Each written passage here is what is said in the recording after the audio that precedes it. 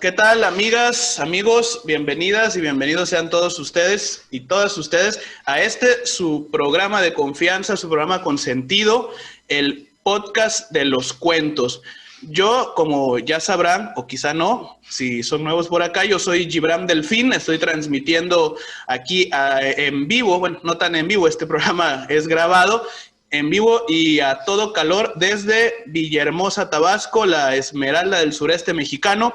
Y el día de hoy tenemos otro programa muy especial, como ya se habrán dado cuenta desde el título, desde la imagen de promocional de este video, pues tenemos un invitado muy especial, un invitado otra vez de otra parte de la República Mexicana. Hemos tenido a varias cuenteras y a un cuentero tabasqueño aquí como invitados, y la vez pasada tuvimos unas invitadas de la Ciudad de México y hoy nos vamos a conectar hasta la ciudad de Querétaro porque está con nosotros aquí el maestro Miguel Ángel Rivero de Palabras con Alas. ¿Cómo está, maestro? Muy bien, muchísimas gracias, queridos amigos de allá de Villahermosa. Muy agradecido por la invitación y como siempre la suma de esfuerzos, decimos nosotros, hace más grande el panorama de la narración oral en México y en América Latina, ¿no? Claro que sí, maestro, y del arte en general, de la cultura, ¿no? En estos tiempos, pues yo creo que se requiere mucho de esta solidaridad. Yo lo invité porque lo tengo a usted muy pendiente y porque me ha tomado en cuenta, ¿no? La otra vez que estaba usted apoyando un proyecto de radio, ¿no? Allá igual en el estado de Querétaro, me invitó para que yo compartiera una narración que les mandé por ahí, el cuento del jaguar y el grillo, de la tradición oral de acá de los chontales de Tabasco, y pues siempre he pensado, como usted dice, que necesitamos esta colaboración, ser recíprocos. De repente pues el compañero nos abre las puertas de algún espacio o nos da la oportunidad de compartir algo de nuestro trabajo, y pues nosotros también, no solo para dar, sino también para recibir. Y pues, ¿cómo está Querétaro ahorita, maestro? ¿Cómo está la situación por allá? Ya sabemos que estamos viviendo algo fuera de lo normal en este año, ¿no? Pero ¿cómo es? Pues ahí va, Querétaro afortunadamente está levantando como todo, el semáforo ya está en naranja y la buena noticia es que regresan los teatros, ¿no? A partir ya del 1 de este mes de septiembre se dio la venia tanto de las autoridades sanitarias como de la Secretaría de Cultura para comenzar. Entonces, pues todos los espacios escénicos, espacios culturales, nos estamos preparando para empezar a recibir a la gente. Nosotros ya tenemos, con esta va a ser 2 semanas que empezamos sesiones ya de cuentos para niños pequeñitas de seis gentes, y bueno, esa es una de las buenas noticias, y sobre todo promoviendo que nos sigamos cuidando, ¿no? A través de lo que hacemos, a través de nuestras propias acciones como artistas, pues seguimos diciéndole a la gente y educando a los niños que hay que cuidarnos. Entonces, pues ahí va. Difícil la situación, el panorama en Querétaro, y yo creo que el panorama nacional e internacional para los artistas de todo, para el arte en general, para los artistas de todas las disciplinas, ha sido difícil. Sin embargo, nosotros creemos que proyectos ciudadanos como el de ustedes y de otros amigos, el de nosotros mismos, esos son los que nos pueden sacar adelante, ¿no? Cuando los ciudadanos se organizan, como lo están haciendo ustedes, como lo estás haciendo tú, cuando los ciudadanos son los que abren los espacios y empiezan a gestionar, seguramente eso nos va a estar trayendo, o nos está trayendo ya, cosas buenas, ¿no? Perfecto, claro que sí, maestro. Como dice usted, lo hemos padecido un poquito, sobre todo los artistas escénicos, ¿no? Los que estamos ahí en contacto directo con el público al ver los escenarios cerrados, y nos ha tocado adaptarnos de repente igual a otras plataformas, estar compartiendo un poquito en el Facebook, en el Zoom, en X o Y plataformas, buscar el medio pues, para estar en contacto con la gente, igual para colaborar un poquito, ¿no? En el desahogo de todas estas emociones, necesidades de hacer comunidad y todo eso, pero pues no es lo mismo. Somos también conscientes de eso, y pues que bueno, acá todavía no tenemos la fecha para la reapertura de los espacios, pero parece que ya que ya pronto, que ya igual estamos pasando al semáforo naranja, a ver si no es como decía por ahí el meme, como las aguas del Chavo del Ocho, ¿no? Que es naranja, pero se siente rojo, pero la gente lo ve verde, ¿no? Entonces, eh, bueno, maestro, yo les platico, amigas, amigos, que al maestro Miguel lo conocí precisamente allá en la hermosa ciudad de Querétaro. Me tocó hace poquito más de un año estar visitando a aquel lugar para compartir un par de funciones, una para niños, ahí con mi amiga Quetzali, que me invitó a contar cuentos ahí en su ludoteca, y después al día siguiente en la noche estuve en un centro cultural en Ángulo 13, un restaurante, centro cultural, hostal, donde pues compartí mi espectáculo para adultos. Y pues yo me había contactado con el maestro Miguel porque pues yo nada más ahí estaba, como quien dice, investigando, googleando, metiéndome al Facebook a ver qué lugares había allá en Querétaro. Me enteré que él tenía un espacio, todavía están trabajando ahí Casa Fábula. en la Casa Fábula, y pues le pedí chance, nada más que ellos pues ya tenían programada desde mucho antes un evento para ese mismo día, y pues no pudimos ponernos de acuerdo, pero me, me dejó muy grato sabor de boca que el maestro me dijo, de todos modos, vente y acá nos echamos un café y platicamos. Y pues la verdad, estando yo como forastero, y aparte pues me fui solo, ¿no? Porque pues así lo requirió el presupuesto que teníamos para ese viaje, y todo lo que contemplamos, pues para irme solo no pude llevar ni a la gente que de repente por acá me echa la mano, ni algún otro compañero, que a veces nos vamos de dos, de tres. Esa vez me fui solo, y pues estar la tarde en un lugar que no conoces, de repente, igual como decía yo, con el presupuesto apretado, pues es medio complicado. Pues te vas y te sientas al parque a esperar que pasen las horas, pero estuve ahí con el maestro en su espacio, nos sentamos y platicamos, ni siquiera me acuerdo cuántas horas fueron varias horas, y pues se formó ahí una amistad. Usted, maestro, le quiero preguntar ya como para empezar oficialmente con esta entrevista, algo que no me dio chance o no tuve la oportunidad de preguntarle ese día ni las otras ocasiones que hemos platicado. Usted, de cuál es su formación académica, porque en este oficio ya sabe usted que de repente nos topamos con narradores que dicen, no, pues yo soy médico, no, pues yo la verdad estudié como yo, no, que soy químico. Ahorita me acuerdo también del maestro Mendelewis, que en paz descanse, que él era igual químico, y de repente un ingeniero, y de repente alguien que dice, no, pues yo tengo la primaria trunca, no, yo sí estudié hasta la prepa, pero me fui a contar cuentos y ya no seguí en otra cosa. ¿Usted cuál es su formación, maestro? Nada más por curiosidad. Sí, sí, sí, no, está bien. Mi formación de licencia es en filosofía, ¿sí? Egresado del Instituto Superior de Occidente, del ITESO, hermano de la Ibero, en Guadalajara, Ah, y posteriormente hago mi maestría en investigación educativa y me especializo en la cuestión de preventología, prevención en conductas de riesgo, que desde ya hace muchos años hemos estado en ese ámbito, inclusive dirigiendo programas municipales, estatales con policías aquí en Querétaro, apoyando otros estados, donde precisamente pues el arte, la palabra, pueda ser un factor de protección, ¿no? Entonces esa es la formación que hemos tenido, y bueno, los azares del destino nos llevaron a que todo este conocimiento, todos esos esfuerzos académicos, pues los vayamos orientando hacia esta cuestión de los cuentos, ¿no? Esa para mí ha sido una de las grandes bendiciones, ¿no? fíjese, sí, eso es muy, muy interesante, ¿no? Que usted como le decía yo, los médicos de repente también luego entran a aprender la narración, y lo vinculan, ¿no? Con el trabajo con sus pacientes, los psicólogos, hasta los maestros, ¿no?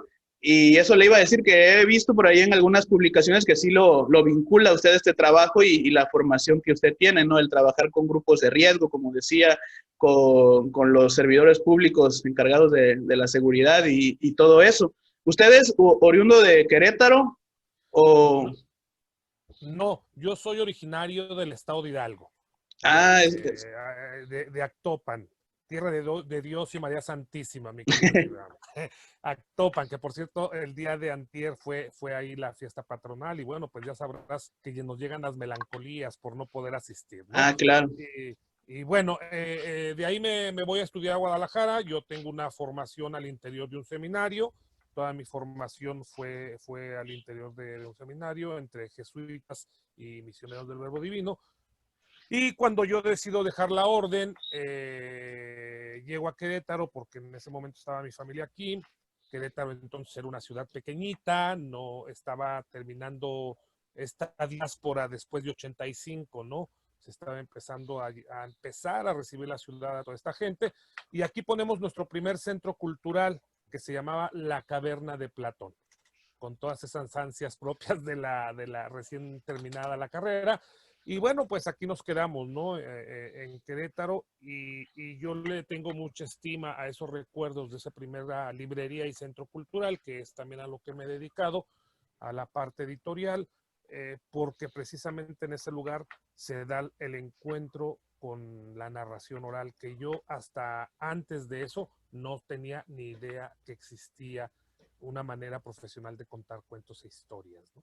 ¿Cómo fue ese encuentro, maestro? ¿Cómo fue, cómo lo encontró usted el afiche o le pasaron de oído en oído o en la radio? ¿Quién fue además su maestra, su maestro Sí, pues en mira, aquella ocasión? Siempre es interesante saberlo, ¿no? claro, yo esta anécdota la platico mucho porque, bueno, aparte la persona con la que me encuentro es una personalidad que te vas a dar cuenta ahorita tú. Resulta que en la Caverna de Platón pues la abrimos y empezamos a hacer eventos de todo tipo, de literatura, presentaciones de libros, en fin, todo lo propio de un centro cultural que en ese tiempo no es como hoy, que tú te pudiste dar cuenta que por la calle de Ángulo 13, por ejemplo, tú encuentras 13 teatros, ¿no? Sí. Entonces, no era eso, prácticamente estaba empezando un teatrito, el Corral de los Grandes Amigos del Corral de Comedias, en fin, había poquita actividad. Y empezamos a trajimos algunas figuras de la filosofía en México y, perdón, en una ocasión llegó una señora, Alicia Rivera. Y me dice, oiga, es que su lugar está muy bonito y nos gustaría hacer un taller de narración oral. Y más o menos me explicó qué era la narración oral y a mí se me hizo interesante. Yo no conocía en ese momento, fuera de Cachirulo, con la que mi generación creció, El Teatro Fantástico. ajá, no conocíamos a otra figura como cuentacuentos, ¿no? O ese era nuestro cuentacuentos más conocido. De repente el tío Patota, a lo mejor que no tenía, digamos, el acceso a los medios como lo tuvo Cachirulo. Y se me hizo interesante y me dice, pero ¿sabe qué, Miguel? Para que usted tenga una idea, ¿qué le parece si venimos, aprovechando que hay unas personas que no son del país, venimos y damos una función de cuentos? Sí, le dije, muy bien, ¿qué día? Quedamos un sábado y le digo, ¿a qué hora, maestra? Y me dice, a las 8 de la noche. Y lo primero que yo digo, a las 8 de la noche, ¿qué niño va a ir? Porque uno inmediatamente asocia los cuentos con niños. Pero dijo, bueno, con tal que me traigan gente a este lugar, a la hora que sea. Llegó el día de la función con la maestra Alicia Rivera, que habíamos platicado, seguíamos platicando días antes, y llega Alicia Rivera con tres señoras que yo no tenía ni idea de quién estaba llegando al lugar. Y esas tres señoras eran Beatriz Falero, Nada más. Vivian Tirión y la señora de los cuentos de Cuba, Aide Arteaga. ¿Sí? Puras instituciones, ¿no? Empieza la función y desde luego a mí Beatriz me deja impresionado, Vivian, que yo estaba muy emocionado aparte porque Vivian iba con el esposo, ¿no? Que era Johnny Don Laboriel. Johnny, sí. Entonces yo siempre he sido, yo me formé en el rock de los 60 por cuestión de mi papá, entonces yo estaba, a mí los cuentos no me interesaban, yo estaba, mi papá llegó y varios amigos llegaron para ver y tomarte la foto con el Johnny, ¿no? Pero bueno, cuando empiezan a contar, Betty me impresiona, Vivian me impresiona, Alicia me impresiona, pero cuando yo veo subir a Aide Arteaga con ya casi 80 años para ese entonces, poquitas, apenas estaba llegando a los 80 años, parecía una niña de 15 años contando historias. Cuando terminó Aide, yo lo único que dije, yo quiero hacer lo que hace esa vieja. Uh-huh. Y que estaba yo impresionado con las posibilidades de la narración. Yo estaba muy cerca de la palabra desde la oratoria. desde muy pequeño, desde primaria, secundaria, fui campeón estatal de oratoria, fui campeón interamericano de oratoria. Entonces la palabra no la desconocía, pero desde el ámbito artístico yo estaba impresionado. Y entonces le pregunté a Aide que cómo se le hacía y a ellas, y me invitaron a un taller que dio Aide a la Ciudad de México. Y pude asistir a ese primer taller. Ahí conocí a Garzón Céspedes, ¿sí? Y bueno, me enlacé con quien fue el primer secretario en México del maestro Francisco Garzón, Roberto Cuevas, que vive aquí en Querétaro, por cierto. Roberto Cuevas había sido premio chamán de oralidad y lo tenía yo aquí en Querétaro.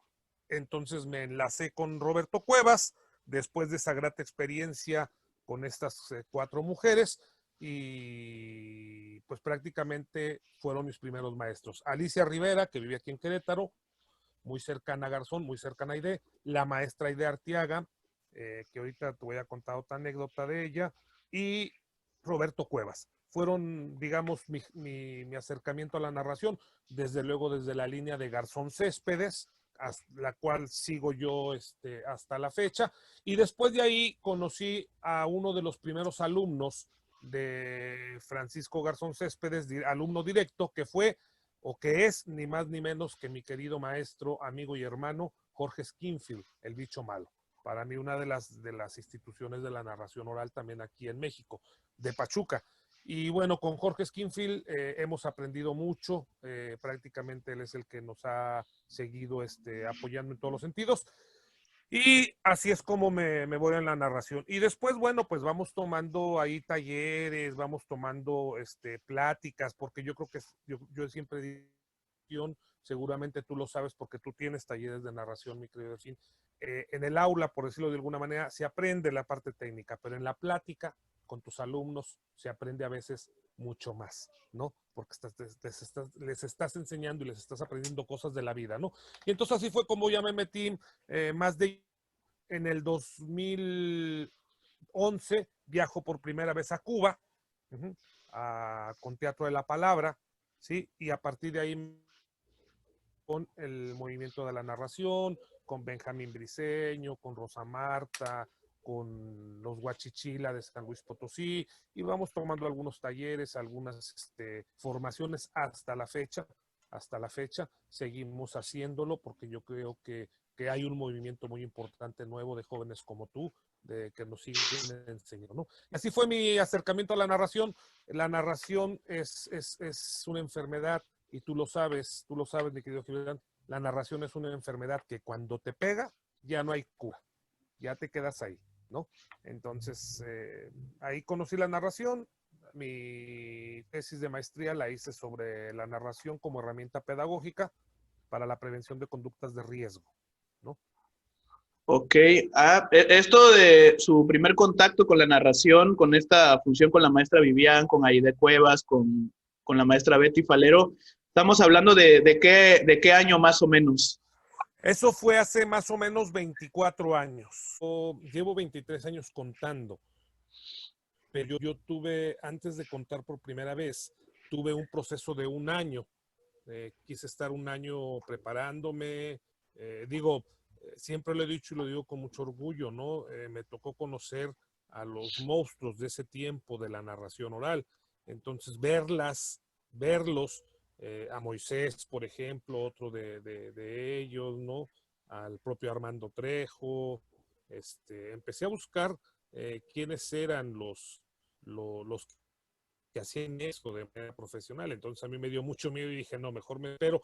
Y un año después entré en un festival o en un encuentro que se hacía precisamente en mi pueblo, ¿sí? De tradición oral, y ahí conocí, bueno, a los grandes narradores de Hidalgo, ¿no? A Jorge Skinfield, a Venancio Neria, a Mario Ángeles, no sé si tú lo conozcas, que él cuenta en Ñañú, de hecho, a Mario Ángeles también formado con Garzón. Y bueno, a partir de ese día que estamos un 9 de julio, para ser exactos, ya no dejamos de contar cuentos, ¿no? Entonces, llevo 24 años en el mundo de la narración, pero contando llevo 23. Ok, ya todo un tramo, ¿no? Yo, por ejemplo, ahora el 15 de octubre apenas voy a cumplir 4 años contando. Igual mi proceso empezó en febrero de 2016 y fue en octubre, ese mismo año que pues decidimos casi, así como que me dijo mi maestro, aviéntate porque ya no, ya te estás esperando mucho, ¿no? Pero pues son un montón de años de diferencia, ¿no? De lo que me imagino que usted ha recorrido muchos lugares, ha conocido a varias personas, no solo a los cuenteros, ¿no? Como esas personas que me decía de gran renombre, ¿no? Que fue casi la primera camada, ¿no? De cuando llegó Garzón Céspedes con todo este movimiento de la narración oral escénica. Ubico por ahí también a Marilu Carrasco, a... Mi paisana, por Sí, cierto. sí, sí, de allá de Hidalgo. En todo, en todo este tiempo, en este andar, en este camino, ¿cómo ha visto usted evolucionar la narración oral o, o cómo ve el cambio, la influencia que ha tenido en poquita o mucha, ¿no? En la cultura, en la sociedad, en todo el espectro posible?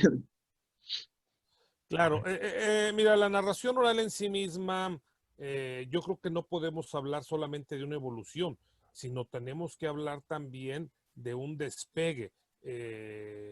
Hoy, gracias a muchas cosas como son las mismas virtualidades antes y durante esta pandemia, pues ha permitido que mucha gente conozca el mundo de la narración oral. Eh, desde luego que siguen vigentes los parámetros de los primeros maestros, por lo menos de los que llegaron a México. Yo no tuve una muy buena relación y lo he dicho siempre, sin embargo, pudimos dialogar varias veces, por ejemplo, con el tío Patota, que se habla a veces poco de él, pero que definitivamente fue el primero que trajo a México la actividad profesional de la narración oral. Recordemos que él llega con la diáspora de España, ¿no? Claro. Eh, y bueno, él empieza a profesionalizar sobre todo a los maestros, ¿no? Y ahí están sus libros que avalan eso, ¿no? Después llega Garzón, después les pega otra de las escuelas que sigue muy activa, pues la de Guillermo Murray, ¿no? Entonces, hay una evolución sobre todo en cuanto la gente se quiere meter al mundo de la narración y lo ve como complemento de alguna de sus actividades, ¿no? Eh, qué bueno que hayan muchos narradores orales, porque el mundo necesita que se cuente, el mundo necesita que se hable, que se acaricie con palabras, pero no todos son narradores profesionales, eso sí se debe entender, que desafortunadamente esta evolución que ha tenido la narración, yo creo que la mayor parte a favor, también tiene una cosa negativa, que hoy todo mundo ve un cuentero o ve a un narrador oral y entonces se pone a narrar de la experiencia como público solamente, y eso es un tanto peligroso para la narración oral, ¿no? Entonces, la narración oral hoy más que nunca tiene que ser profesionalizada. Y hay un movimiento de la nueva narrativa, de la nueva narración oral mexicana, ¿no? Con este rincón de Zacatecas, ¿no? Que incluso tiene su libro que sacó, que es la tesis de él, se llama La nueva narración oral mexicana, en donde está proponiendo integraciones a lo que se viene manejando de la narración oral de hace 25, 27 años, ¿no?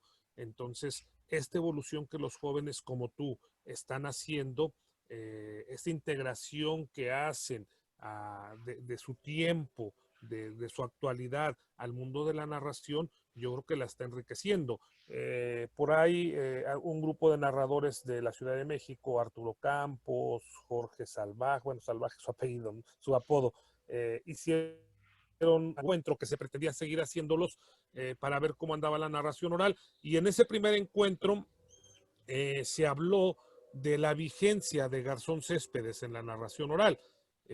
Y bueno, la conclusión a la que se llegó aquella tarde en la Ciudad de México fue que definitivamente los grandes maestros de la narración siguen vigentes, pero como todo, van sufriendo alteraciones positivas desde que los jóvenes narradores empiezan a integrar sus nuevas propuestas escénicas. Hoy, por ejemplo, el mundo de la narración tiene mucho más gente de teatro que hace 15 años o que hace 10 Sí. años, ¿no? Marilu Carrasco, pues es una de ellas.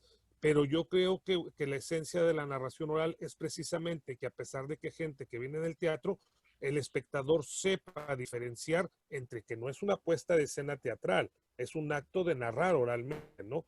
Uno de los grandes maestros en esto, pues yo creo que es Benjamín Briceño, ¿no? Benjamín Briceño yo creo que es alguien de gente de teatro que sabe diferenciar perfectamente esto de qué es narración oral y qué es teatro, ¿no? Y bueno, yo creo que otra de las evoluciones que ha tenido la narración oral actual es pues que se meten elementos, por ejemplo, como música, incluso algunos títeres, que los más puristas de la narración, como por ejemplo Armando Trejo, pues no les gusta, ¿no?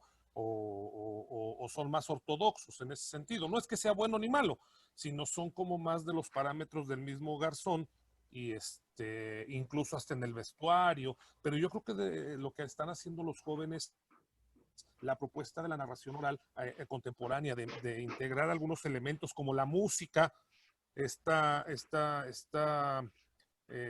Zaragoza, esta Lidia Zaragoza de la Ciudad de México, no sé si la conoces, que es jaranera, por ejemplo, ella narra precioso y va metiendo este elemento de la música, ¿no? Entonces yo creo que jóvenes como ustedes, esta propuesta fresca que están haciendo, yo creo que está enriqueciendo muchísimo a la narración oral, ¿no? Definitivamente es esta evolución que se está llevando a cabo, metiendo algunos otros elementos, refrescando la narración oral para México y para América Latina, ¿no? Que es lo importante.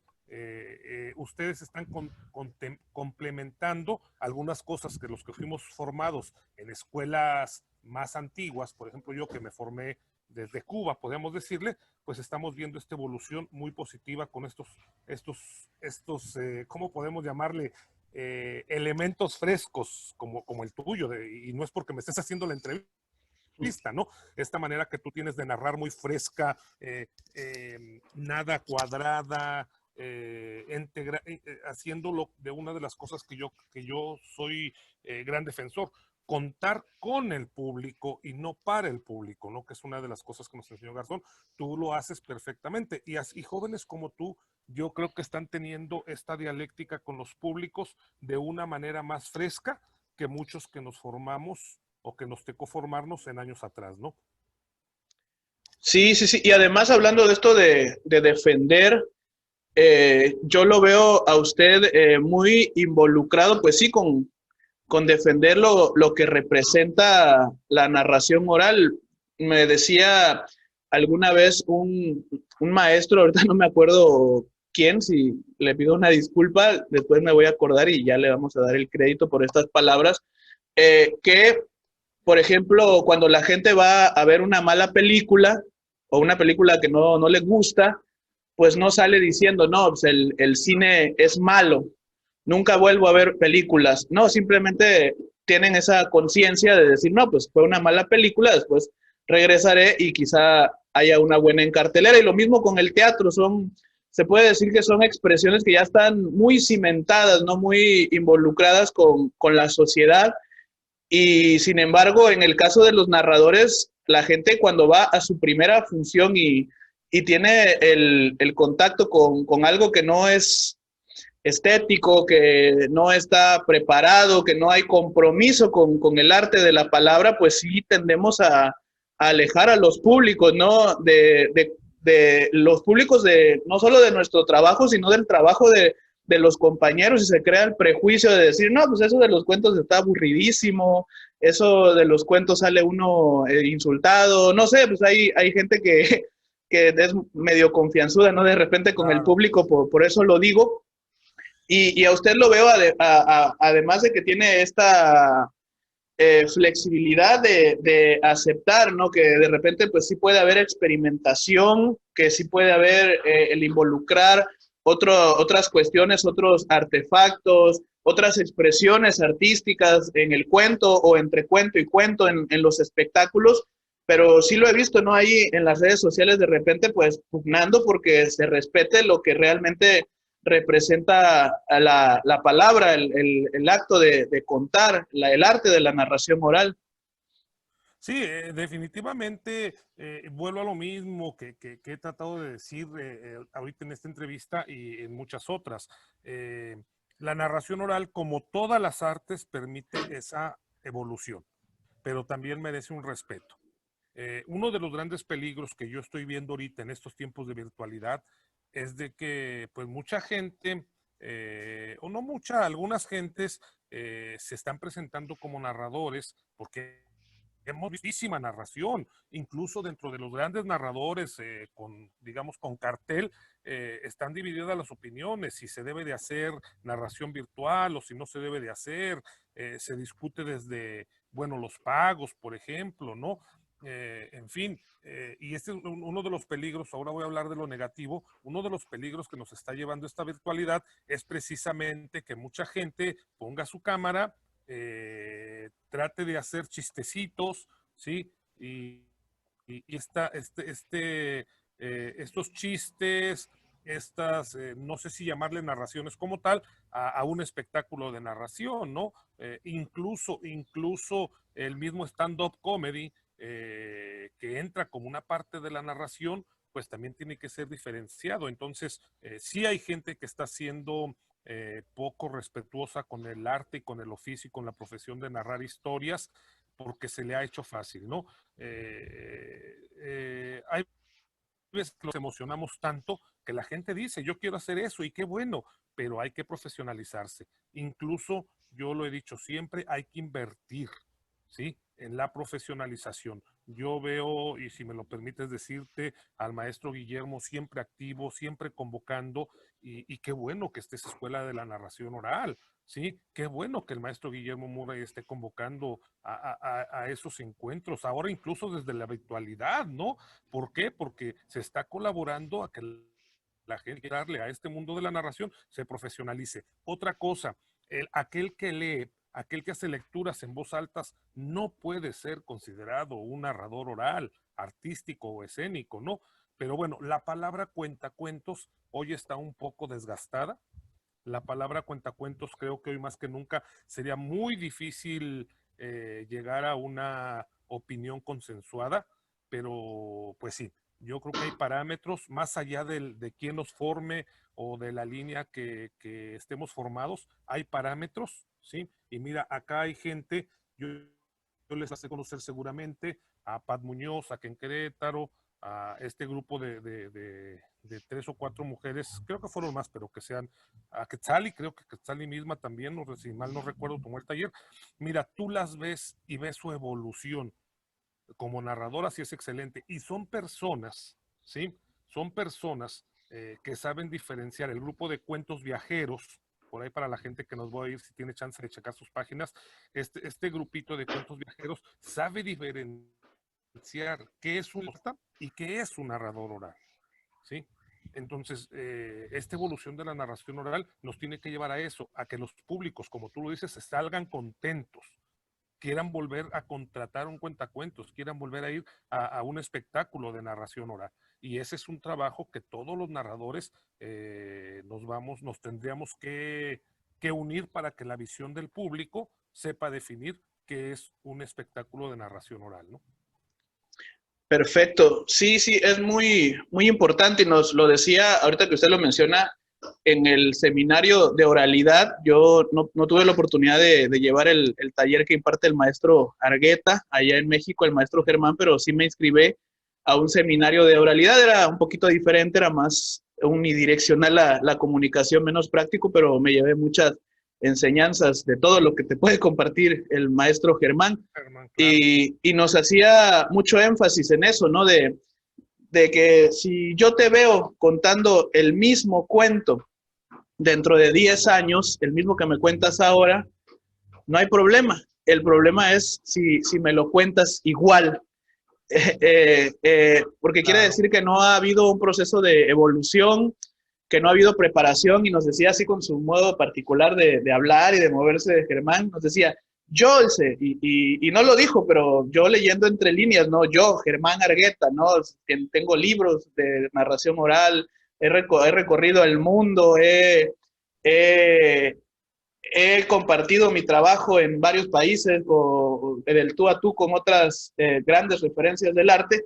Yo, dice, sigo pagando por tomar talleres, me sigo Claro. inscribiendo. Entonces, uno, ¿por qué no lo va a hacer si uno está sobre todo pues, haciendo sus pininos, picando piedra?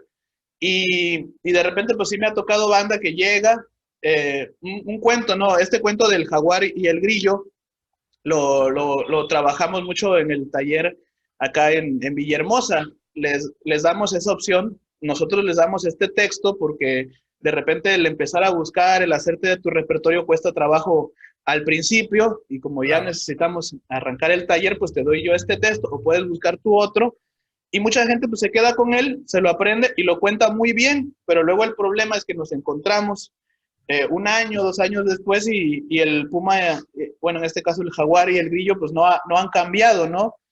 Y se refleja un poquito ahí tu evolución como artista y también esta particularidad que ya la mencionaba usted de la narración oral, que contamos con el público, entonces el público también se vuelve artífice de la evolución de nuestras historias, quiere decir que tampoco los hemos estado escuchando a ellos.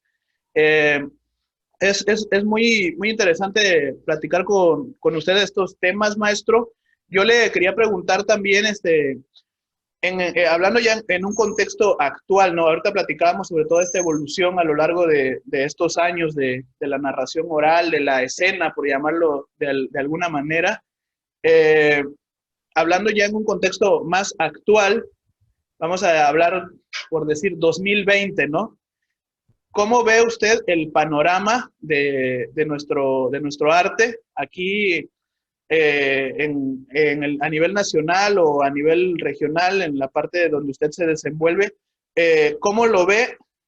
Le repito, específicamente en este año, pero hablando en un contexto de antes de la pandemia, o sea, como un segundo antes de que se declarara el cierre de los espacios, la cancelación de funciones, la suspensión de clases, cómo estaba la narración oral en ese momento, cómo está, cómo nos ha afectado este proceso de, pues sí, de la contingencia y cómo vislumbra usted que vamos a, a recontinuar o a recomenzar, citando un poquito un cuento de Silvia Molina, cómo vamos a recomenzar cuando esto, pues tarde o temprano, no sabemos ni siquiera cuándo, ¿no? Pues, allá en marzo decíamos, no, pues para abril ya estamos regresando a las funciones, ¿no? Para mayo ya hay clases y ya vimos que no ha sido de esa manera. ¿Cómo lo vislumbra usted? Bueno, mira, yo pienso en positivo. Yo creo que la narración oral me está esperando mucho. Yo insisto, tanto los grandes narradores con más años de experiencia, que pudiéramos mencionar a muchos, como Beatriz Falero, como Germán Argueta, como Jorge Skinfield, en fin, Vivian Tidión, todos estos maestros, Víctor Chi también, el querido Maestro Víctor Víctor. Chi, están haciendo lo propio. Voy a hacer este comentario de manera muy respetuosa, también lo que la edad ya les permite, ¿sí? Lo que los espacios le permiten, pero están haciendo lo propio. Creo que es interesante de muchos de estos narradores que le dan una buena perspectiva a la narración oral mexicana es la formación de alumnos que están continuando con esto. Yo creo que antes de la pandemia la narración oral mexicana estaba teniendo un proceso muy interesante, desde luego de que se nos fue una de las grandes como fue Marilú, que se interrumpieron algunos procesos, pero sin embargo otras gentes siguen haciéndolo, surgiendo más festivales, que eso es interesante. Está preparándose más gente para ser narrador oral profesional y yo creo que esto está permitiendo a la narración oral mexicana fortalecerse. Aquí la reunión que se hizo en torno a la narración, a analizar la narración oral mexicana en la Ciudad de México por este grupo de Arturo Campos y otros más, fue un buen esfuerzo, porque ahí confluimos muchas escuelas, unos grupos, incluso algunos ni siquiera tan amigos, ¿no? Pero sin embargo se pudo dialogar. La narración oral mexicana hoy tiene que agarrarse de la mano y fortalecerse. Nos llega la pandemia y en la pandemia pues definitivamente se bifurcan las opiniones. Hay quien dice que sí hay que hacer cosas desde la virtualidad, hay quienes no, pero yo creo que la narración oral mexicana desde la virtualidad ha tenido mucha fuerza. Y voy a poner un ejemplo. La Biblioteca Infantil Universitaria de aquí del estado de Querétaro, que es una de las bibliotecas mejor formadas para niños al interior de una universidad, echa a andar un programa de formación de públicos y se han juntado para eso Angélica Ascar, que es una gran narradora queretana, de las pocas regionalizadas, ¿sí? Hasta el año pasado, año y medio, solamente éramos ella y yo, ¿no? Hasta que llegó el grupo que formó Guillermo Murray aquí en Querétaro, que digamos que ya tienen también formación. Y junto con se me olvidó el nombre, de Cuentos Grandes para Calcetines Pequeños, se me olvidó ahorita el nombre, Arjona, que tiene uno de los mejores festivales en México, están formando públicos desde la Universidad Autónoma de Querétaro. Eso es una Germán Argueta con su fogata de cuentos. Nosotros logramos hacer el primer festival internacional de niños contadores de historias. Entonces yo creo que la narración oral en México está fuerte. Vuelvo a lo mismo y es poner el dedo en la llaga. El único peligro, digamos que podríamos verle, por ponerle algún adjetivo, el único peligro es que sí están surgiendo pseudo narradores que están viendo a narradores profesionales y entonces piensan que narrar es fácil, narrar es decir chistes, que narrar es poner caras y voces chistosas y están confundiendo en contar un cuento con hacer un TikTok, ¿no? Eso es el gran peligro que pudiera haber. Pero yo creo que la narración oral sigue despegando fuerte. Surgieron varios festivales desde la virtualidad. Eso es interesante. En el Festival de Buga, que va a empezar ahorita, hay un récord de participantes mexicanos también.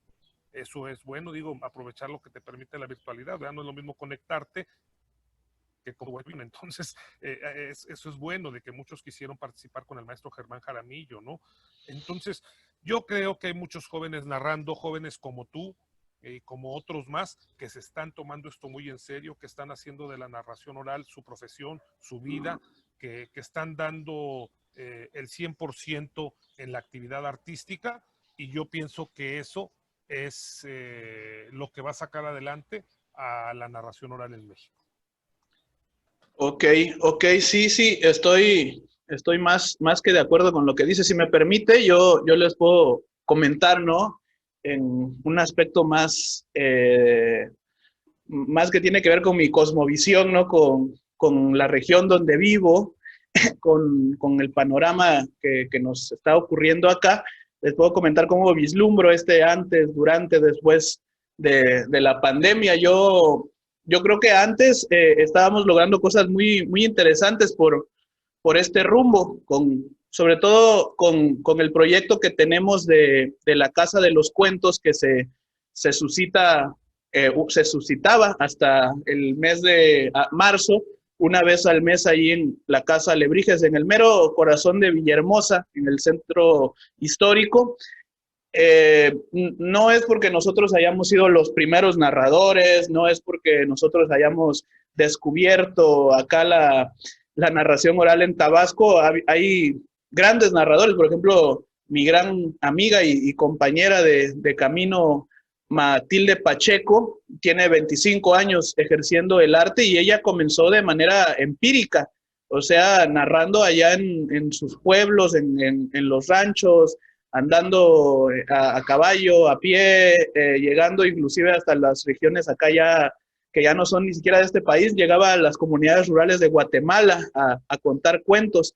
Y hay gente pues con mucha trayectoria de acá de Tabasco, pero yo creo que sí estábamos contribuyendo en algo muy, muy importante con tener las funciones, si bien no es algo como en Santa Catarina, que es todos los domingos que ya se sabe que va a haber función, pero sí teníamos una cartelera por lo menos una vez al mes programada una función, ¿no? Porque también somos conscientes de que pues, la capital del país es un lugar con 20 millones de habitantes, más aparte el flujo de gente que de repente llegamos de otros lados para narrar por allá, que hasta hay narradores internacionales. Acá pues tenemos que acomodar más o menos nuestras piezas y nos daba para tener una vez al mes una función con un narrador o un conjunto o un espectáculo diferente. Y creo que estábamos contribuyendo, perdón, a crear una escena de la narración oral en Villahermosa. Ya había otros espacios, ¿no? Ya veíamos que igual 1 o 2 veces al mes había cuentos en la única librería del Fondo de Cultura que tenemos aquí en el estado, que se llama José Carlos Becerra. Ya había un espacio infantil todos los sábados y por lo menos una vez al mes de esos sábados era con cuentacuentos. Ya teníamos igual funciones en el Museo de Cultura Popular, que ahí tenían que ser de ley, tradición oral tabasqueña, ¿no? Pues que tenía que ver con el mood de estar ahí en el Museo de Cultura Popular, teníamos que llevar cultura oral popular.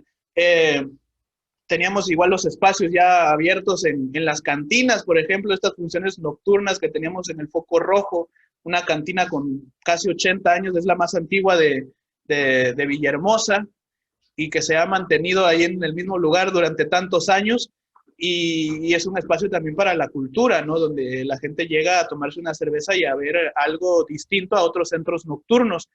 Y ya empezábamos igual a buscar lugares en otros municipios para descentralizar un poco este asunto de nada más la capital aquí del estado. Y de repente estábamos igual organizando un festival que ya era el segundo festival que hacíamos.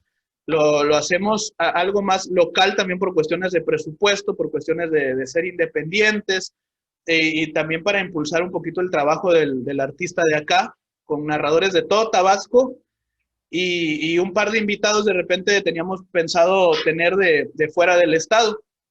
Y de repente faltaban 2 semanas para el festival y yo creo que iba a ser un gran impulso también para todo esto de la creación de públicos, de la búsqueda de espacios. Y pues se cancela todo, ¿no?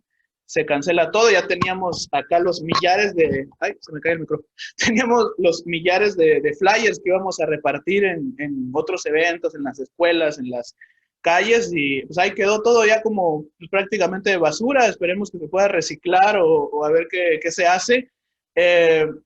Entonces fue eso un gran golpe para nuestro...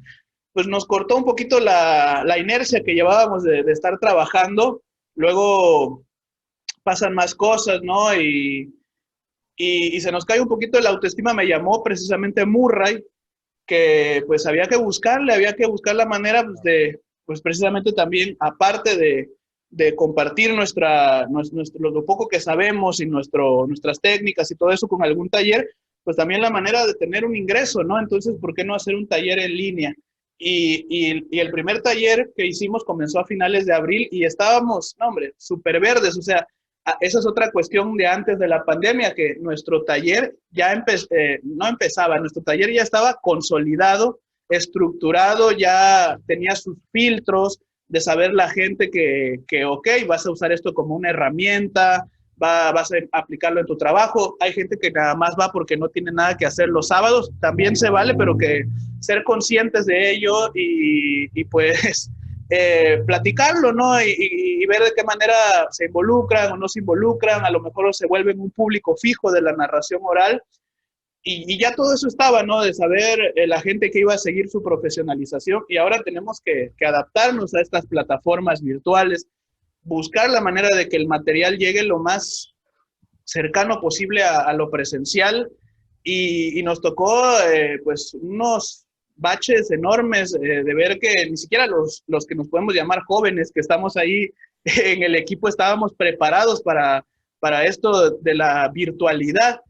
A mí me invitaron a contar cuentos en un festival de poesía, FIP, el Festival Internacional Palabra en el Mundo, y grabé un cuento y lo subí porque yo tenía el compromiso desde antes. Yo iba a hacer una función ahí con la maestra que lo organiza acá en Tabasco, ese festival, y tanto que no me gustó cómo quedó, que dije, no, yo ya no voy a hacer funciones online ni nada de eso.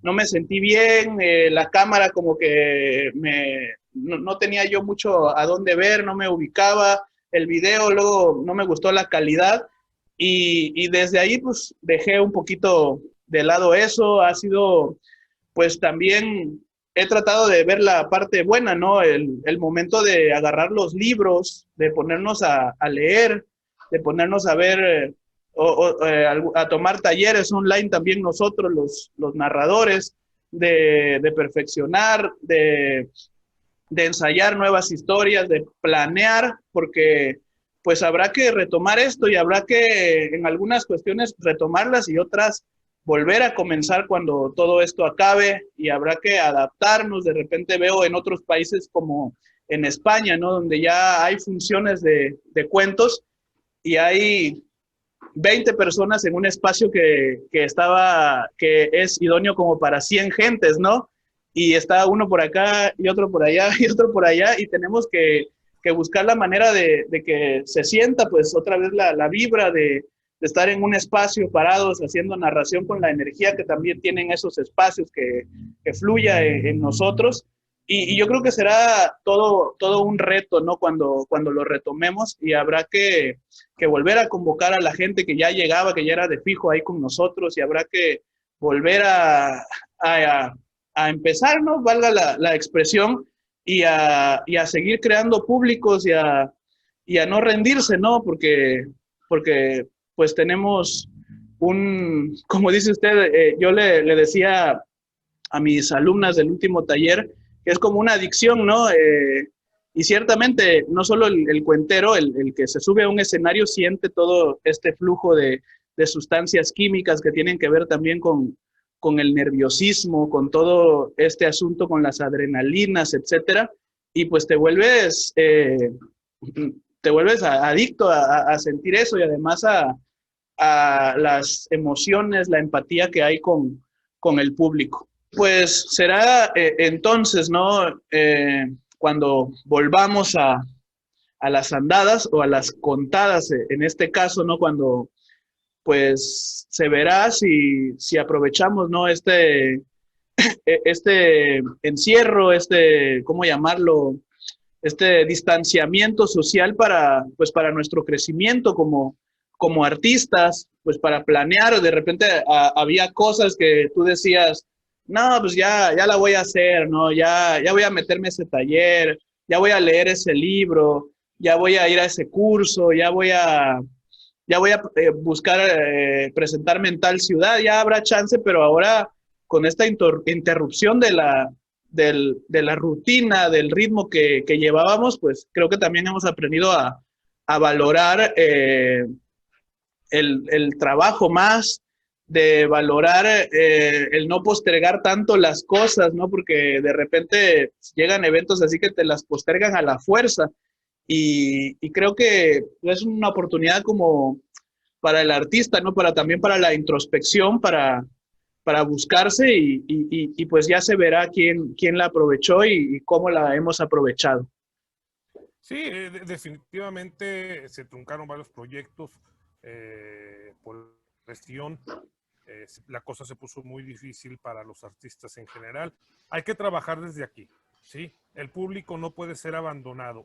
Es verdad que se cuenta de una manera diferente, es verdad que los públicos son diferentes, es verdad que hay públicos a los que no les gusta, sí, pero yo creo que no podemos quedarnos de brazos cruzados, ¿sí? Creo que el arte siempre ha sido importante en la historia del ser humano para que en los momentos de crisis el arte precisamente sea un factor resiliente y la propuesta de nosotros es, hemos sufrido todas las naciones, ahora tenemos esa posibilidad de transformar. Y bueno, a nosotros una de estas cosas que estamos haciendo en la virtualidad estos ya que 6 meses prácticamente es que gracias al trabajo que se vino haciendo, nosotros empezamos a transmitir a los 4 días de que se anunció la pandemia, hicimos nuestra primera transmisión virtual. Y hoy hemos sido beneficiados con un apoyo de Apoyarte, se llama aquí en Querétaro, para un espectáculo, ¿sí? De narración oral y teatro de sombras y teatro negro. Va a ser un experimento escénico que vamos a hacer, donde la narración oral estará acompañada de música en vivo, estará acompañado de títeres de teatro negro. No, esto es gracias a lo que se viendo. Entonces, yo insisto, hay que reinventarnos y afortunadamente en este país, el mismo Germán Argueta con Fogata de Cuentos, se está reinventando, ¿no? Entonces, pues no queda otra más. Sí, sí, sí, totalmente. Nosotros poco a poquito, tal vez ha sido un poquito más paulatino el proceso, la asimilación, pero aprovecho para invitar a los que nos ven y a los que nos escuchan, porque acabo de grabar junto con las amigas y los amigos del Museo de Antropología, Carlos Pellicer, ahí con la Secretaría de Cultura, un material, una función de cuentos que se va a transmitir de manera virtual y es totalmente interactiva y yo creo que va a estar muy padre. Todavía no sabemos cuándo va a salir, está el video en tratamiento y en edición y todo eso. Y pues igual han salido, sobre todo en el mes pasado, empezaron a salir muchas convocatorias, ¿no? Esto que están haciendo acá de manera local, así como usted me dice del apoyo que están recibiendo. Acá la Secretaría de Cultura lanzó un programa que se llama Arte en Movimiento. Y pues se inscribieron muchos artistas, ya salió el primer resultado que fue para promotores de lectura.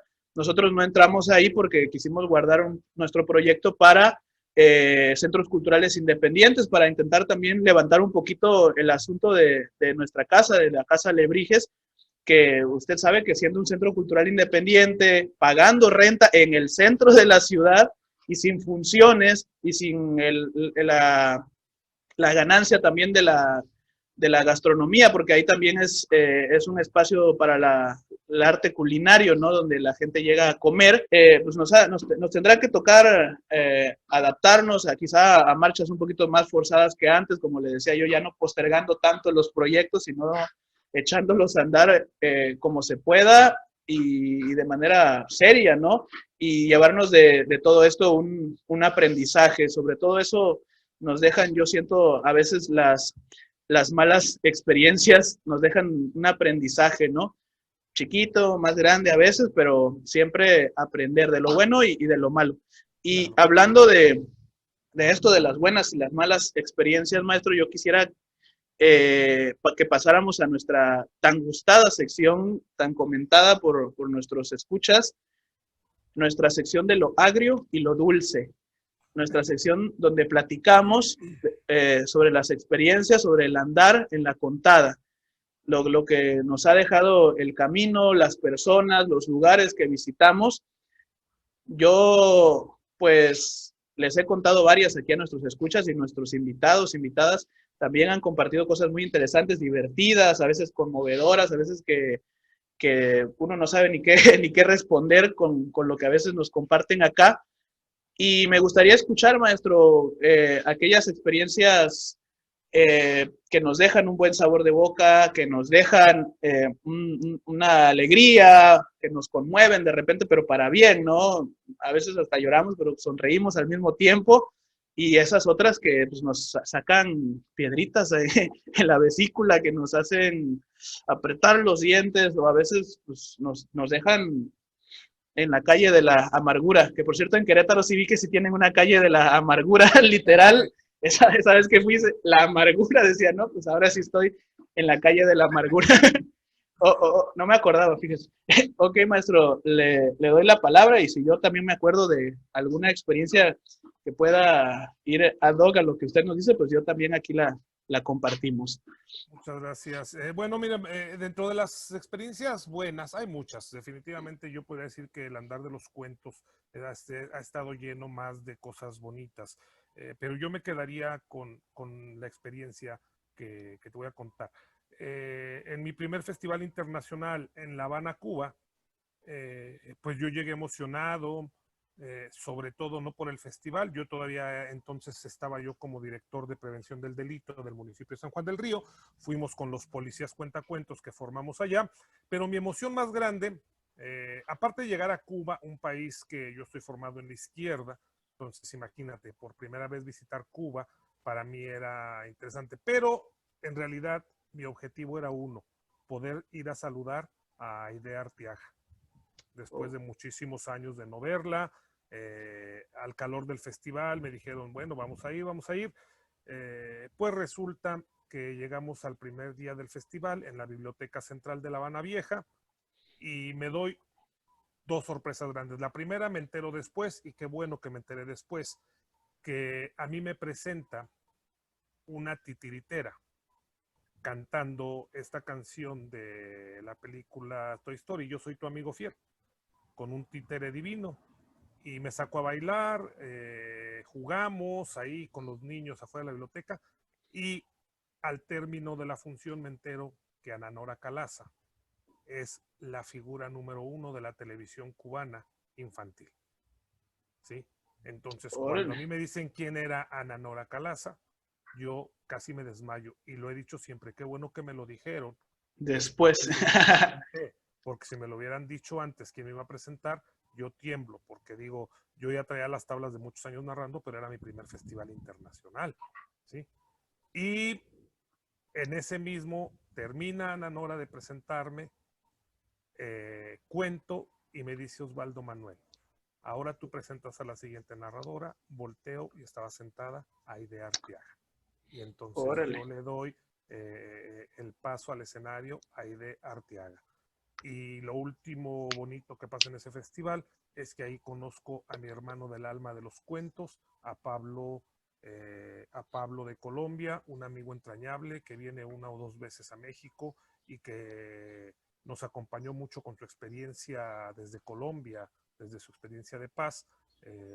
Nos ha acompañado mucho en ese proceso, y que aparte Pablo, desde la primera vez que viene a México, al año siguiente hace su festival, y él siempre nos ha dicho que su festival nace en México, Palabras por la Paz. Entonces, esa es una de las grandes cosas que me han pasado en la vida, estar en mi primer festival en Cuba y estar con la gente que yo admiro mucho, que era Aide Arteaga, que se nos fue recién hace un par de meses, y con mi mejor amigo cuentero, uno de mis mejores amigos, que es Pablo Andrés.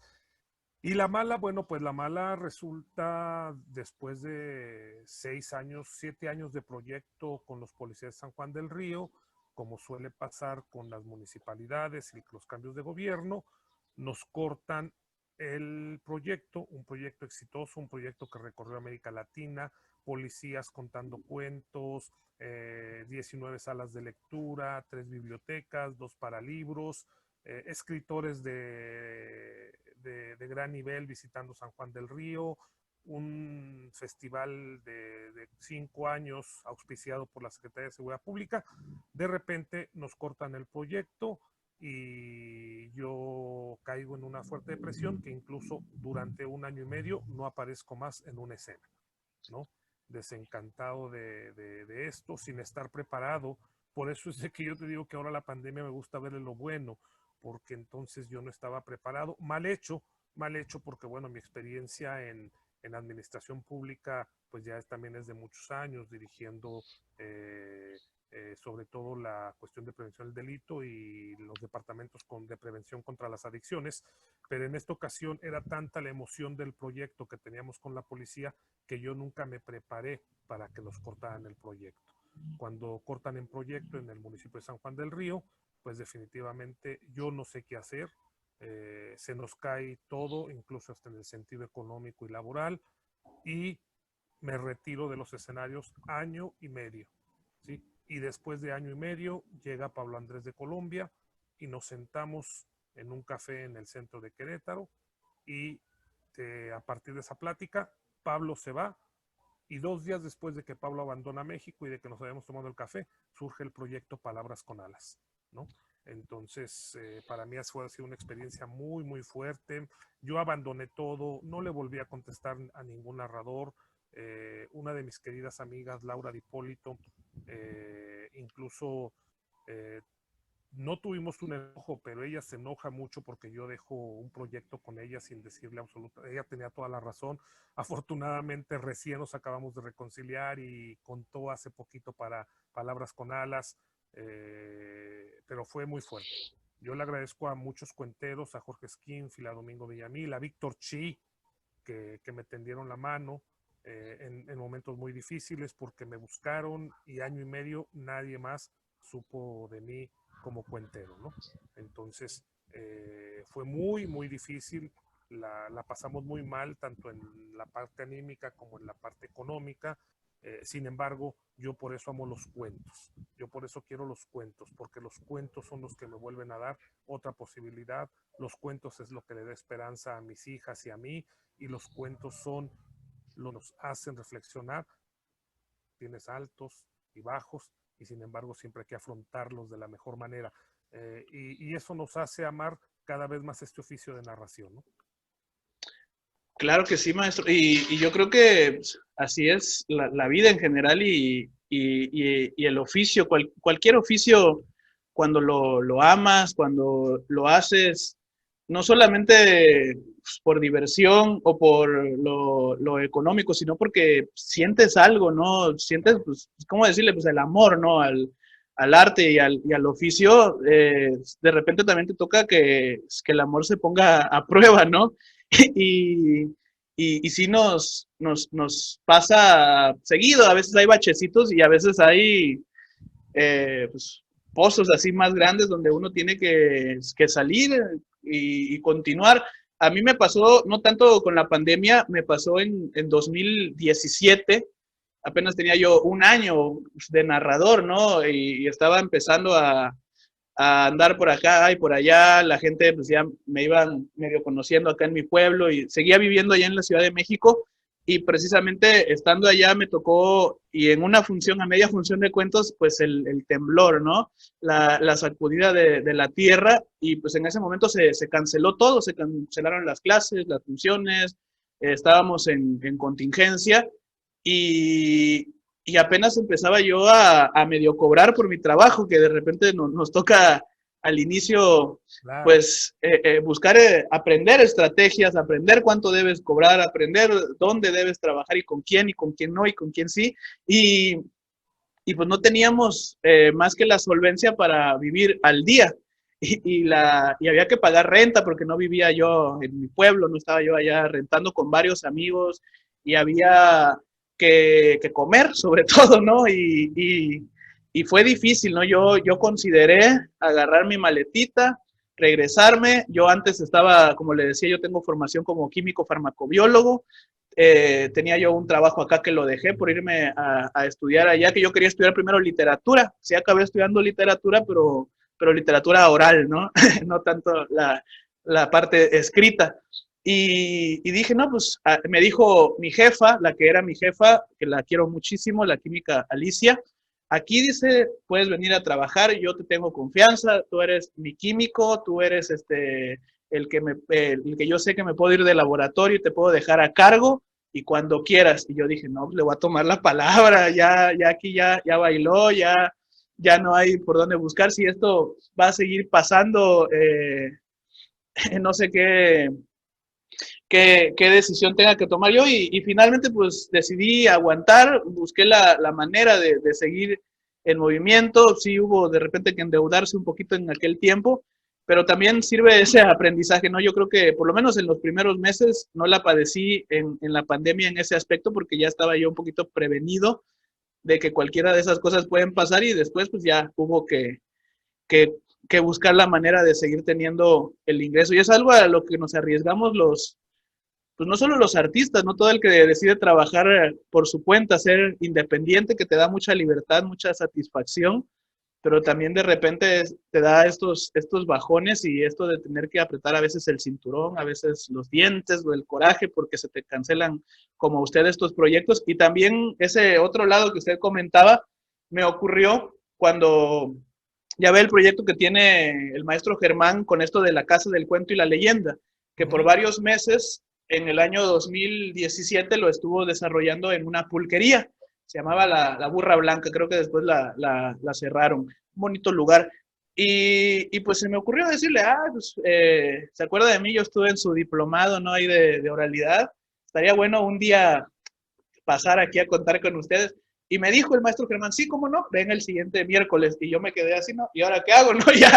¿Para qué abrí mi bocota, no? Y el maestro Germán es una persona que yo admiro mucho desde que me lo mencionó en mi primer taller, el maestro Murray. Eso se lo reconozco a Murray, que sabe del talento de otros maestros, siempre le está diciendo a los alumnos, si tú quieres seguir, vete con Beatriz Falero, vete con Germán, y luego dice, hasta me acuerdo, no sé si mal recuerdo o si ya lo estoy inventando el chisme, pero me acuerdo que me dijo, Germán y yo hemos tenido nuestros problemas, nos hemos dejado de hablar, nos hemos discutido, etcétera, etcétera, pero es un gran narrador y es un gran maestro y aprende de él lo que puedas. Y yo dije, no, pues esa planteamiento me parece interesante porque puede haber conflictos personales, pero se reconoce el trabajo del otro. Entonces fui y empecé primero a ver los videos en YouTube. Ya ve que por ahí tiene La casa de mis abuelos, sí, sí. Tiene el del Jicote y hay unos que ha grabado. Y me gustó mucho. Hay ciertamente, como en todos nosotros, gentes que les gusta o no les gusta nuestro trabajo, pero a mí me encantó, me volví fan y por eso me inscribí a su diplomado. Y después cuando me dijo, vas a contar, y me dijo, y vas primero. Me acuerdo que estaba ese día programado, ¿no? Porque era cartelera de varios narradores. Estaba, no, hombre, gente que ahorita yo los conozco y digo, qué clase de gente con gran trayectoria había ese mismo día, ¿no? Estaba la maestra Blanca Leiva, estaba, que es casi como la mano derecha del maestro Germán, que es el maestro Iván Lucea, ¿no? Ajá, estaba el maestro Machuca, que igual es gran narrador y es una institución en esto de los recorridos por el centro histórico y las leyendas y todo eso. El mismo día, y yo dije, híjole, todos esos me van a estar viendo. Y sí, así estaba Germán cuando pasé, ¿no? Ah, y también otra que contó ese día, que también soy su fansísimo, y un día la quiero invitar igual para que nos comparta un poco de su experiencia, la maestra, la tequilera, Blanca Luz. Claro. Híjole, y yo, pues era un manojo de nervios, pero al final sí fue una bonita experiencia que llegue Germán y te diga, no sé si en un tono sarcástico, irónico, o cómo, yo desde el principio sabía que la ibas a armar, pero tenías que lanzarte primero. Y la maestra Blanca Luz, por el tipo de cuento que conté, pues aparte me atreví a contar una historia poco convencional, me dijo, yo cuando vi hacia dónde iba tu cuento dije, ojalá y no se le caiga, porque no es fácil ese tipo de historias y la llevaste bien hasta el final. Y no, pues ese respiro y como le decía hace rato, ese shock de adrenalina que te da luego de que te bajas del escenario, que tiene que ver con nuestra enfermedad y con nuestra adicción de estar ahí, ¿no? Y todo este asunto fue maravilloso. Ahorita que lo mencionaba usted, este proyecto de Palabras con Alas es ¿hacia dónde se enfocan ustedes, maestro? ¿De qué se trata, pues, esto de Palabras con Alas? ¿Es una asociación? ¿Es un colectivo? ¿Es un proyecto ciudadano. Mira, Palabras con Alas, la parte quien lleva todo, prácticamente soy su servidor, mis hijas, también Susana, que narra desde los 5 años, María José, mi niña más pequeñita, que ya presentó su primer unipersonal, ella tiene 10 años, y la maestra Ingrid, ¿sí? Que es una alumna mía de la UPN, que siempre ha estado junto con nosotros. Y Palabras con Alas tiene un lema: si leemos más, disparamos menos. Y si contamos un cuento hoy, seguramente mañana nuestro mundo será diferente. Entonces, Palabras con Alas tiene la propuesta de que los libros, las historias, los cuentos pueden servir como una herramienta pedagógica para la prevención social de la violencia, ¿sí? El proyecto de Palabras con Alas es acariciar con palabras, es sembrar palabras en todos los rincones que nosotros estemos tocando, y precisamente por eso se llama Palabras con Alas, porque de lo que se trata es de darle a las palabras esta libertad de que busquen los rincones y que la gente las arrope, y que sea la gente misma la que después empieza a contar en sus casas, en sus lugares de origen, en sus escuelas, para que ellos puedan seguir con este trabajo, que tú sabes bien, mi querido Gibran, que el narrador pues muchas veces, sobre todo en los entornos comunitarios, puedes ir y regresar en una semana, en un año, o no volver jamás, ¿no? Entonces el trabajo de nosotros está en todos esos rincones donde nosotros podamos formar públicos donde nosotros podamos emocionar a la gente. Ángulo 13, por ejemplo, cuando aperturó, nosotros estuvimos ahí 2, 3 meses haciendo funciones, no para quedarnos, porque es muy difícil que nosotros nos quedemos de manera permanente en algún lugar, sino para que la gente vaya arropando estos lugares de arte y cultura, ¿no? Lo mismo nos pasó en Librerías Gandhi, 10 años, domingo a domingo. Llegó el momento de irnos y dejar que otra gente, ahora están Cuentos Viajeros, bueno, ahorita no, ¿verdad? Por la pandemia, pero llegó Cuentos Viajeros de este grupo que egresó del taller de Guillermo Murray. Y entonces nosotros lo que hacemos es eso, ¿no? Que las palabras vuelen, que los cuentos vuelen y que puedan ser un instrumento para la paz y la esperanza, ¿no? Hoy estamos muy hermanados con este proyecto con Apatzingán, ¿sí? Apatzingán, que nos invitó precisamente una semana y media antes de que empezara la pandemia. Nosotros estábamos regresando de Apatzingán, en una ciudad que todos sabemos de las más conflictivas de este país. Estuvimos contando cuentos en lo que fue considerada la colonia más peligrosa de todo nuestro México querido, ¿sí? Ahí en medio de los niños, donde sus papás pues están en la cárcel o están muertos o siguen siendo sicarios, ¿no? Entonces nosotros buscamos estos espacios, no como condición necesaria, pero sí ayudamos mucho a estos procesos de paz en Querétaro y en cualquier estado que nos inviten, incluso en otros países de América Latina, ¿no?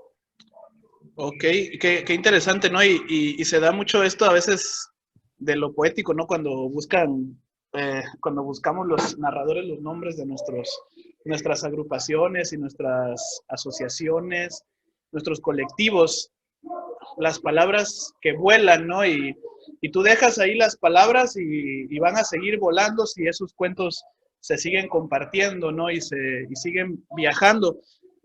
El mes pasado me comentaban las amigas de la cigarra que ellas se llaman así porque la cigarra se entierra, ¿no? Y luego vuela y canta y es como el canto que brota de la tierra, unas cosas maravillosas. Sí, le preguntaba yo porque aparte siempre lo veo a que usted se identifica, ¿no? Por sobre su nombre, pone esto de palabras con alas, como ahorita que lo veo que ahí tiene palabras con alas, en su Facebook está ahí como palabras con alas, y además es un proyecto donde está involucrada su familia. Sí supe en aquel momento que la que me contestaba los mensajes en la página de Café de Fábula era su hija. Y ahora me está diciendo que, bueno, en ese entonces me dijo que ella estaba involucrada, que estaba contando y hasta por ahí vi algunas notas de periódico, de algunos proyectos que tenía ella, donde ya la prensa pues le estaba haciendo algunos artículos y ahora pues también la más pequeñita está involucrada con esto, ¿no? Y como el pequeño de Víctor Chino, que es ya todo un gran narrador que ya lo veo por ahí que también sube, pues ahí toda la familia son narradores, la esposa, el maestro Víctor, el niño. Claro. Ok, maestro, qué gusto y pues compartirle también aquí a nuestros amigos y amigas el trabajo que usted está haciendo por si lo quieren seguir ahí en línea o por si se dan alguna vuelta por Querétaro, pues para que vayan a conocerlo, a visitarlo, a ver su trabajo. Como le decía antes, cuando lo contacté para esta entrevista, nosotros antes de cerrar, pues tenemos nuestra sección de la recomendación y pues le pedí a ver si nos traía alguna recomendación para leer. A veces no nada más recomendamos libros, también de repente hemos recomendado series de televisión, ¿no? Como la vez que les recomendaba a los amigos yo esta serie de Jim Henson de Storyteller. A veces recomendamos películas, a veces recomendamos libros, pero no tanto de narrativa, algo para aprender sobre narración o algo de poesía o algo de música. No sé qué nos traiga, maestro. He estado muy cerca de una escritora que desde hace muchos años, la hemos seguido. Antes de que fuera amiga de Palabras con Alas, pues definitivamente fuimos sus fans, y de un escritor regiomontano. Yo quiero recomendarles Peligro de Suerte, de la querida Norma Muñoz Ledo, una escritora de verdad formidable. Es un libro que incluso estuvo dentro de los premiados el Internacional del Libro Infantil y Juvenil. Les recomiendo que se echen un clavadito ahí a ese libro. En general, literatura de Norma, pero Peligro de Suerte es un librazas. Y creo que para estos tiempos que estamos librando, desde luego Norma no lo hizo con esa intención, pero bueno, hay cosas que se acomodan solas, ¿no? Y creo que este libro puede ser uno. Y el segundo libro y autor que les quiero recomendar es ni más ni menos que nuestro querido amigo Toño Revillas, Antonio Ramos Revillas, con un librazazazo que los niños, los chavitos, las chavitas en casa, que se llama El Perro Zombie. El Perro Zombie. El Perro Zombie, de Toño Ramos Revillas. 2 libros, insisto, El Perro Zombie de Toño Ramos Revillas y Peligro de Suerte de Norma Muñoz Ledo, que seguramente lo van a disfrutar a los niños en casa, y sobre todo de que algo bueno se puede sacar incluso en la reflexión entre familia, ¿no? Excelente, entonces nos llevamos doble recomendación para que los busquen, para que los lean y pues, ahí nos platican qué les parece. ¿Dónde lo podemos encontrar, maestro? ¿Dónde podemos ver su trabajo? ¿Sus redes sociales? ¿Algún contenido? Cualquier cosa para... En nuestras redes sociales es Palabras con Alas Querétaro Oficial, en nuestra fanpage, porque el otro pues ya se saturó, ya ves que te permiten una cantidad de personas como amigos en tu página, pero nos pueden localizar ahí en Palabras con Alas Querétaro Oficial, es nuestra fanpage, Palabras con Alas Querétaro en nuestro Instagram. Ajá. Palabras con Alas Querétaro, nuestro YouTube, ahí nos pueden localizar. En YouTube. En YouTube, Palabras con Alas Querétaro. Ahorita dejamos de subir un material porque el festival que terminamos hace ya casi un mes de niños nos quitó mucho tiempo. Vamos a empezar a subir y a partir del día 27, domingo 27 de este mes, empieza nuestro Títere Noticiero, una serie de entrevistas por YouTube con los títeres. Es algo que nosotros también hacemos. Tenemos otra página que se llama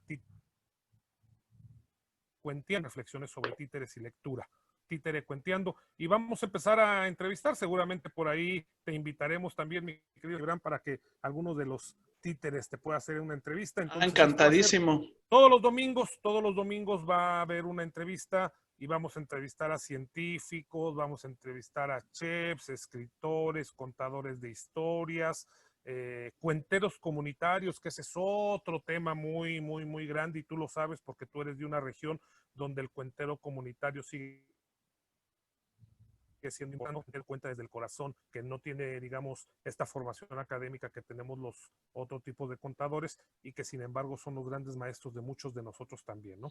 Entonces va a haber una serie de personajes desfilando por esto y por este Títere Noticiero, ¿sí? Y la intención es de que nosotros apoyemos, como lo hemos hecho siempre, apoyemos siempre los procesos también de educación que se están dando en estos momentos, ¿no? Nosotros apoyamos muchísimo a los maestros, estamos muy inmersos en la escuela normal del Estado. Tenemos que apoyar estos procesos y sobre todo darle herramienta a los papás, ¿no? Que hoy tan desprotegidos están con esto de la pandemia y con los niños en casa. Y esa va a ser la intención del noticiero. Síganos en nuestras redes sociales. Todas nuestras redes sociales tienen el mismo nombre, Palabras con Alas Querétaro. Claro que sí, maestro. Yo encantado, ¿no? Ahí no, seguramente será algo sorprendente, algún giro de tuerca para esto de las entrevistas, que te entreviste un títere, ¿no? Además me encanta mucho esa expresión artística, ¿no? De los títeres. Es una gran manera de contactar con los niños, con los pequeñitos, para fomentar la cultura, ¿no? Para el acercamiento a las artes en las primeras edades. Me parece muy bien. Lo felicito, maestro, por todos estos proyectos, por no quitar el dedo del renglón. Sí me comentó en su momento que estaban haciendo esta feria del libro allá en Apatzingán, todo esto de los festivales en línea, donde ha estado participando y organizando sobre todo, y que seguramente cuando retomemos en la lenta, rápida, mediana velocidad toda la normalidad que teníamos, o una nueva normalidad como le están llamando, pues seguramente usted va a seguir trabajando al pie del cañón. Me gustaría, antes de despedir, de dar las redes sociales aquí de donde nos pueden seguir a este podcast y a un servidor, que pues, nos diera usted algún consejo. Ya nos ha dicho varias cosas, ¿no? Acerca de este panorama alentador de la narración oral de los jóvenes que están incursionando en este arte de los nuevos movimientos, de la nueva ola, también ahorita que nos hablaba, ¿no? De los narradores, los narradores naturales, los narradores del campo, de los pueblos, de los barrios que están arraigados ahí y que tampoco hay que olvidarlos, ¿no?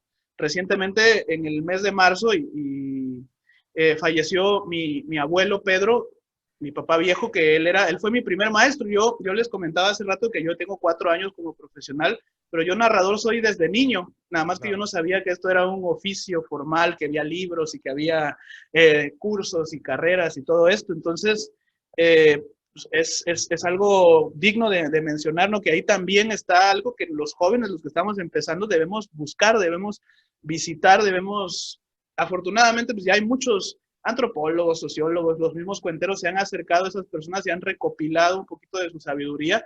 Tenemos que buscar. Eso es de mi parte como un consejo, y no sé el consejo que nos deje usted antes de la despedida. Pues miren, el consejo para los escuchas en general es que cuenten historias. Nosotros creemos que la mejor manera de llegar al corazón de un niño es desde la palabra de quien lo ama directamente. Cuando nosotros damos los talleres para papás de fomento a la lectura, yo les digo, miren papás, vamos a hablar aquí durante 2-3 horas con ustedes, pero les voy a dar de qué se trata esto. De esto se trata de que ustedes abracen a sus hijos, se sienten amados a través de un cuento. Ellos van a ser lectores naturales, porque no es el libro lo que llama al niño, lo que llama al niño es el amor. Entonces, si contamos historias, si contamos cuentos, el niño va a crecer con amor. Y yo también les digo siempre, no tengamos miedo a contar historias de las que no terminan y vivieron felices para siempre. Hay historias que se pueden contar que nos da miedo abordar temas como la muerte, como el duelo, como el divorcio, como el abuso sexual infantil. Y sin embargo, a través de las historias, esos temas pueden ser más abrazadores. Hoy la literatura infantil y juvenil contemporánea nos da para muchísimos temas, prácticamente para abordar cualquier tema, que esa es una de nuestras especialidades, ¿no? Los temas difíciles y controversiales en la literatura infantil. Entonces, el papá que hable del Holocausto, por ejemplo, ¿no? Hay unos libros fantásticos para hablar del Holocausto, que hable de divorcio, no pasa nada. Entonces, pues nosotros queremos invitar a la gente a que la quede junto con sus hijos y a que cuenten historias en familia. Ese sería uno de los grandes consejos que estamos dando, sobre todo ahorita en tiempos de pandemia, ¿no? Perfecto, excelente consejo, maestro. Algo muy, muy importante, ¿no? Cualquier tema se puede abordar desde los cuentos, desde sus simbolismos, desde los lugares que se visitan en las historias. Ahorita donde usted me hablaba, me acordaba de estos libros que se usan como para la tanatología, ¿no? Como el pato y la muerte, el último truco del abuelo. Hay cuentos sobre todo y desde siempre, ¿no? Desde la Caperucita Roja, ¿no? En otro contexto y en otra visión del mundo, pues era para alertar de los peligros que había en el bosque, claro, de esas personas perversas, de la infancia, que amenazaban a la infancia, ¿no? Representadas con el lobo, que hasta inclusive esta es la portada de un libro que les comentaba yo la vez pasada a mis amigas de la cigarra, de Bruno Bettelheim, creo que se llama El psicoanálisis de los cuentos, porque pues en el simbolismo están ahí recargadas muchas cuestiones de la realidad. Leí hace poco un ensayo en la página esta de los cuentacuentos españoles, AEDA, que decía de por qué tenemos que contar los cuentos de miedo, ¿no? Porque claro, esos cuentos hablan de los peligros que son reales, nada más que están representados en la ficción. Eso de meterse al bosque oscuro es algo que hacemos, de encontrarnos con estos antagonistas de los cuentos. Pues son personas y son situaciones que acontecen en la realidad, y la diferencia es que nos toca enfrentarnos solos muchas veces a esas dificultades o a esos problemas, pero en el momento del cuento, en el espacio del cuento, la diferencia es que no estamos solos. Hay alguien que conoce la historia, decía ese artículo, que ya ha recorrido ese camino y que sabe cuál es el camino de vuelta y que nos va a llevar de la mano a la conclusión de la historia, ¿no? Y es algo muy valioso. Le agradezco mucho por ese tip, ese consejo, y también por haber estado aquí con nosotros compartiéndonos. De repente ahí pudieron ver los amigos y las amigas que tuvimos algunos problemitas con la conexión. De repente al maestro nada más lo estuvimos escuchando, ya no lo vimos, y de repente ya vimos que cambió un poquito su escenografía, pero aquí lo hemos tenido y le agradezco mucho por haber aceptado, por estar compartiendo su experiencia, sus consejos, sus conocimientos, y pues yo espero que pronto nos podamos ver, que espero pronto ir por allá otra vez a Querétaro a compartir algunas historias, invitarlo para que nos visite en alguna oportunidad, pues igual para traer, ¿no? Dar y recibir que desde tiempos inmemoriales nos dan las historias, de compartir lo que es de acá, de tomar lo que es de allá y volverlo también de acá. Es algo maravilloso que tiene el arte de la narración oral desde su origen. Y pues nuevamente, muchas gracias, maestro. Les recuerdo, mis amigas, mis amigos, que a mí me pueden seguir en el Facebook y en YouTube como Delfín Cuentacuentos. Acuérdense que Cuentacuentos va todo junto, Delfín Cuentacuentos, así estoy en mi canal y en mi página de Facebook. Tengo Instagram, ese es Hip, las primeras 3 letras de Gibram, Hip Delfín, eso va todo junto. Y acuérdense que tenemos un grupo en el Facebook que se llama El Grupo de los Cuentos. Ya tenemos más de 1000 miembros de nuestro grupo, ya son 1050, 1060 más o menos. Esperemos que para cuando salga este contenido ya tengamos muchos más. Ahí seguramente muchos de ustedes también están viendo la transmisión de este contenido ahí adentro del grupo. Les agradezco mucho por escucharnos, por llegar hasta el final, por darle like, por compartirlo para que más gente lo conozca, para difundirlo, y pues nos estaremos viendo. Si no el próximo mes, en octubre vamos a estar concentrados en otros proyectos, entonces vamos a dejar descansar un poquito el podcast y va a regresar en el mes de noviembre para una última emisión del año. Esta fue la penúltima, la siguiente en noviembre va a ser la última emisión del año y lo retomaremos más adelante. Le agradezco nuevamente, maestro, algo que nos quiera decir para concluir, para finalizar. Pues nada, que la gente siga apoyando a los narradores orales, que asista a las funciones virtuales, ¿sí? Que entienda que la gente que entienda que hemos seguido trabajando por ellos y para ellos. Y bueno, que cuenten, que lean, ¿sí? Que siempre abrazar con un libro va a ser la mejor manera, ¿sí? Va a ser la mejor, como decía Galeano, ¿sí? Estamos hechos de historias. Muchas gracias, maestro. Así es, un abrazo le mando hasta allá, hasta Querétaro.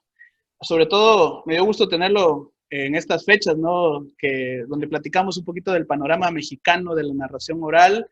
Tiene que ver con las fiestas patrias y además Querétaro, pues cuna de toda esta insurgencia que dio pie a que pues, nos reconozcamos como una nación. Muchas gracias y nuevamente gracias a las y los que nos escuchan. Yo fui Gibram Delfín, platicando con el maestro Miguel Ángel, Palabras con Alas. Nos vemos la próxima. Esto fue el podcast de los cuentos.